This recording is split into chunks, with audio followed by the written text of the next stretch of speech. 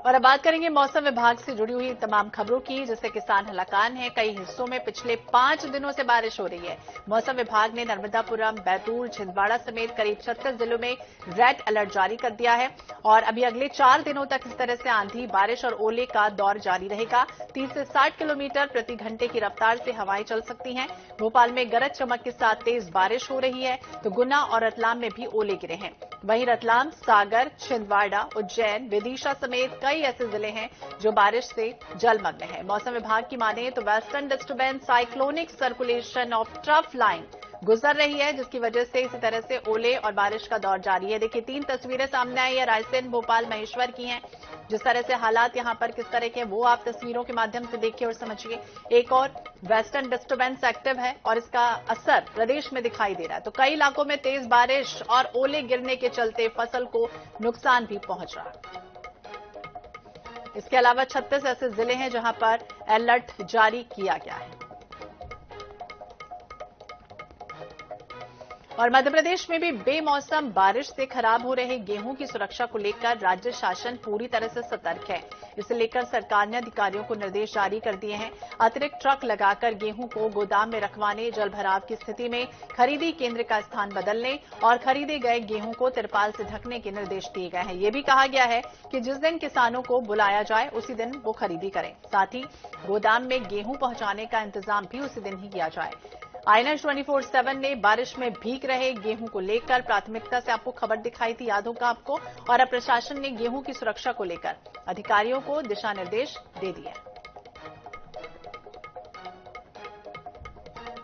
खबर का असर इसे कह सकते हैं INS 24/7 की हुआ है, जब निर्देश दिए गए हैं कि जब किसानों को बुलाया जाए तभी वो अपना गेहूं लेकर वहां पहुंचे। इस तरह से खुले में गेहूं ना रखें। तो INS 24/7 की खबर पर मोहर लगी है, क्योंकि सबसे प्रमुखता से INS ने ही ये खबर दिखाई थी। जिस तरह से गेहूं खुले में रखे हुए थे, भले ही उसे तिरपाल से ढका गया था, लेकिन उसके बाद भी गेहूं पूरी तरह से भीग गए थे और खराब हो रहे थे। और अब निर्देश दिया गया है और ये भी कहा गया है कि जब उन्हें बुलाया जाए तभी किसान पहुंचे। इस तरह से अपने गेहूं को खुले में ना रखें किसान।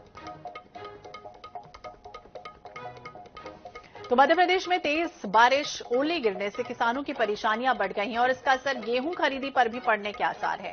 अब सीएम डॉक्टर मोहन यादव ने प्रशासन को निर्देश दिया है। उन्होंने खुले में रखे अनाज को सुरक्षित करने के निर्देश दिए हैं।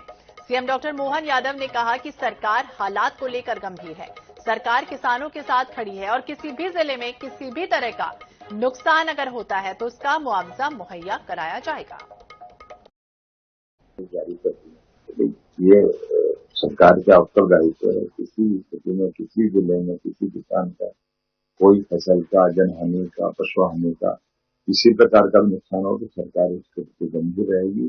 उसको मुआवजा दिलाया जाएगा। उसकी क्षतिपूर्ति करने के लिए हम संकल्पित है।